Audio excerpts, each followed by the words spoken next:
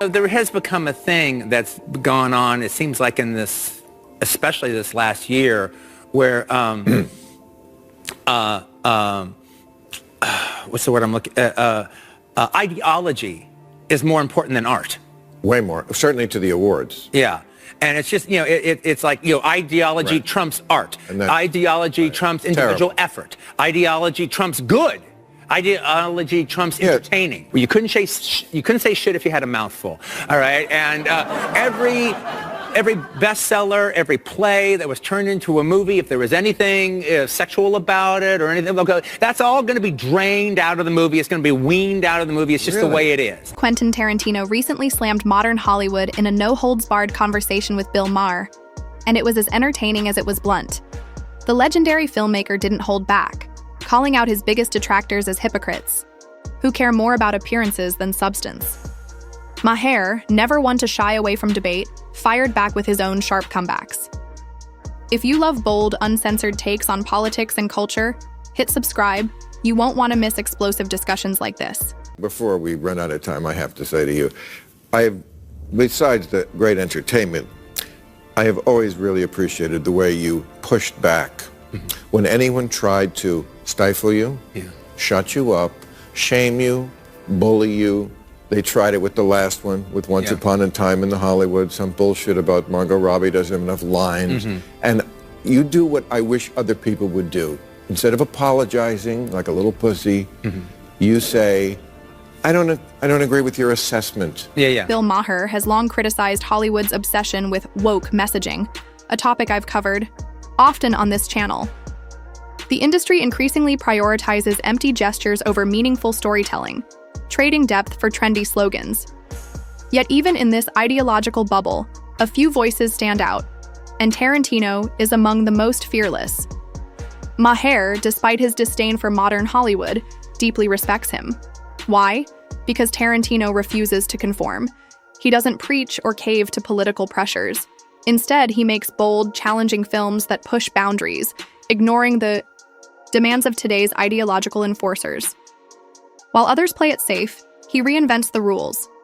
It's rare, bold, and exactly what Hollywood needs. There has become a thing that's gone on, it seems like in this, especially this last year, where, what's the word I'm looking at? Ideology is more important than art. Way more, certainly to the awards. Yeah. And it's just, it's like, ideology trumps art. Ideology trumps individual effort. Ideology trumps good.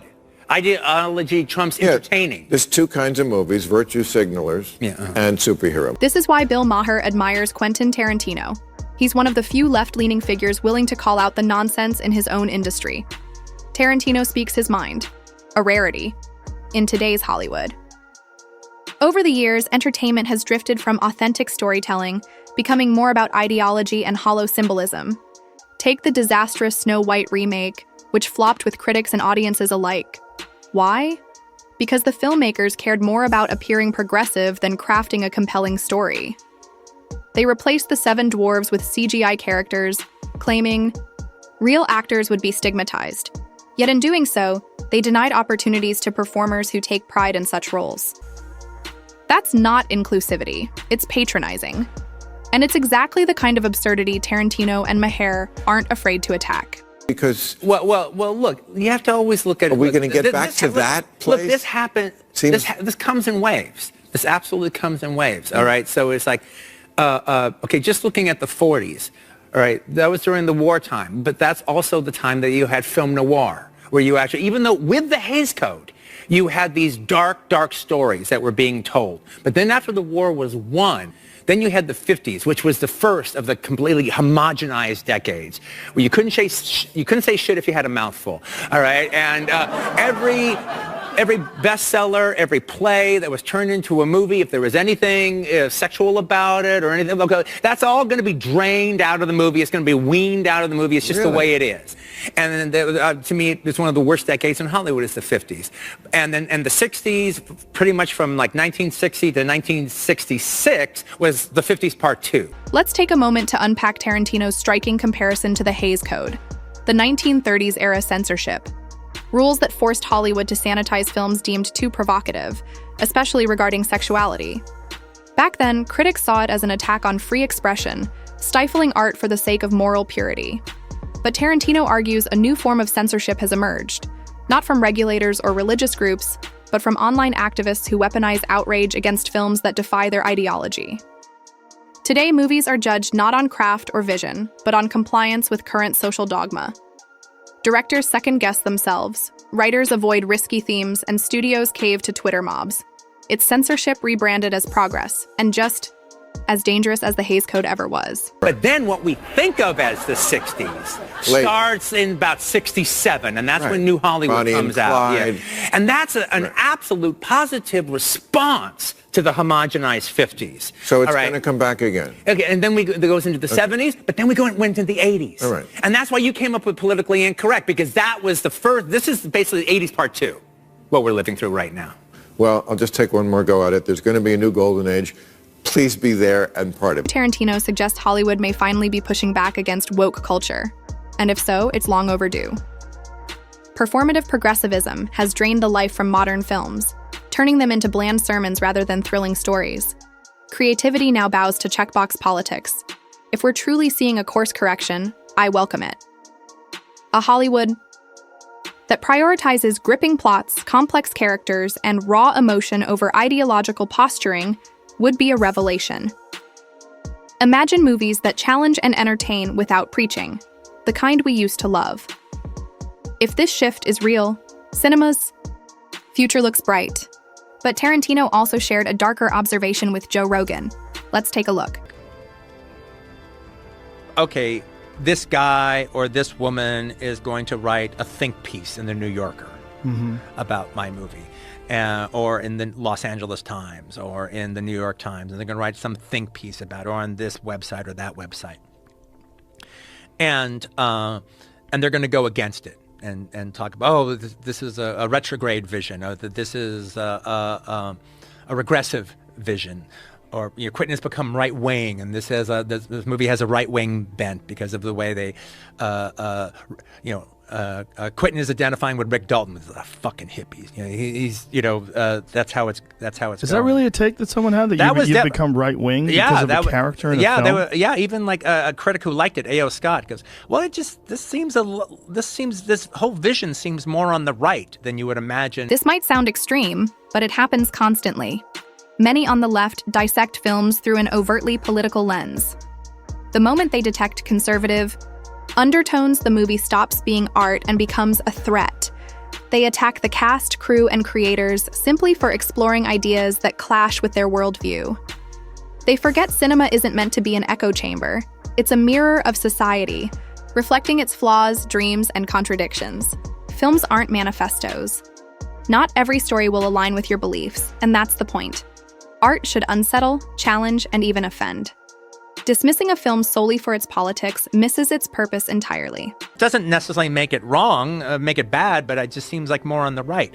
Well, Rick is coming from a place more on the right, not me. Yeah. Per se, but I am telling the story through Rick's point of view. And then, they say something, well, how come they don't talk about, how come there aren't more black characters in the movie? How come they don't talk about the Vietnam War more? Well, basically, the movie takes place between 2 days. Okay, well, they didn't bump into Jim Brown, right, on those 2 days. All right, they saw who they fucking saw. Yeah. During those 2 days. Well, they didn't have a conversation about Vietnam in those 2 days. I can't just deal with all the hot button issues if I'm set up in a thing between 2 days. Oh, Margaret Robbie doesn't talk enough. She spends the entire movie by her fucking self. I could have given her if you were just counting lines, I could have put Mr. Saperstein in the car, with her dog, and she could have just been having a running commentary with her dog about picking up Roman's dry cleaning and getting the book, and maybe I'll go see the movie. And, that would have actually taken care of the line count, but it would have been bullshit. Social justice advocates need to grasp a simple truth. Not every film carries a message. Some exist purely to entertain, to let audiences escape, and that's valid. Others tackle tough subjects head-on. Both have their place. Filmmakers are storytellers, not activists. Their job is to explore perspectives, not preach. Forcing social commentary where it doesn't belong doesn't elevate art.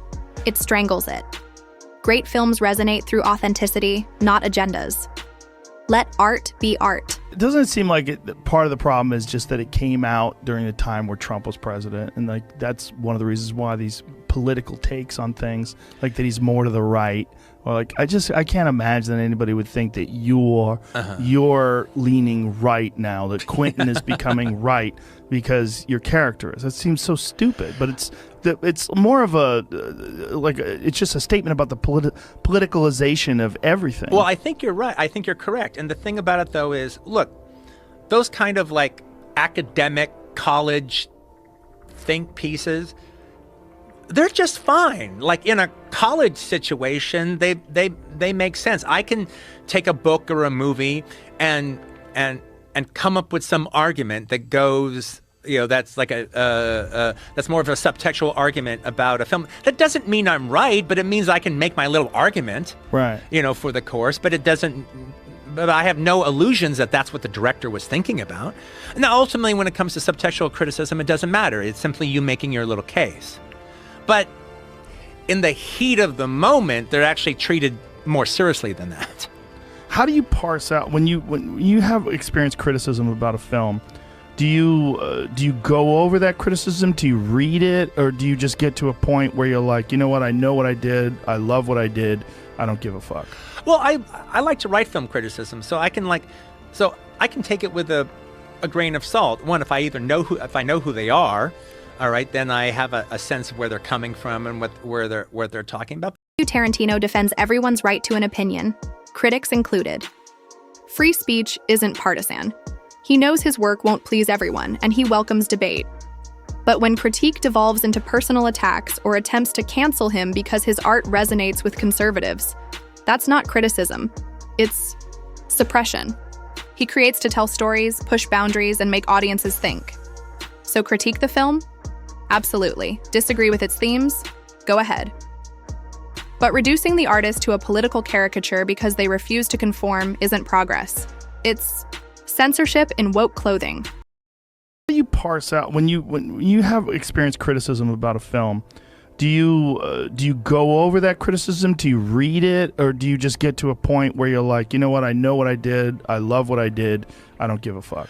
Well, I like to write film criticism, so I can take it with a grain of salt. One, if I know who they are, all right, then I have a sense of where they're coming from and where they're talking about. But within 3 paragraphs, I see where this guy or woman is coming from, and they either like my stuff or they don't like it. Right. And if they're inclined to like my stuff and they go negative on it, that's interesting to see what it is that did that. I mean, a lot of the critics that like me didn't like Hateful Eight. And it all came down to the fact that it was just too rough a vision for them. It was just too cynical. It was too cruel. And that's one of my favorite movies, because I feel like, wow, that's the Sam Peckinpah movie I always wanted to make. It's a fucking cruel, pitiless vision. But it's called The Hateful Eight. The idea is there's no good guys in them. Tarantino's perspective offers a vital reminder. True art exists to challenge, entertain, and reflect life's beautiful chaos, not to placate. He remains one of Hollywood's few uncompromising voices, commanding respect even from critics like Bill Maher. Whether mocking performative activism or defending creative freedom, Tarantino champions a filmmaker's right to tell stories without cancellation threats. Not every movie needs political undertones, nor should every director be judged through that prism. If Hollywood is finally shaking off its ideological slumber, if we're truly entering an era of bold, unfiltered storytelling, then the future looks bright. Great art thrives on free expression, not ideological litmus tests. Should Tarantino's prediction prove right, we may witness a genuine cinematic renaissance. No more lectures, no forced messaging, just masterful storytelling. That's Hollywood, worth fighting for. If you're as tired of the pretense and hungry for authentic dialogue, subscribe now. Trust me, you won't want to miss what's coming. Until next time.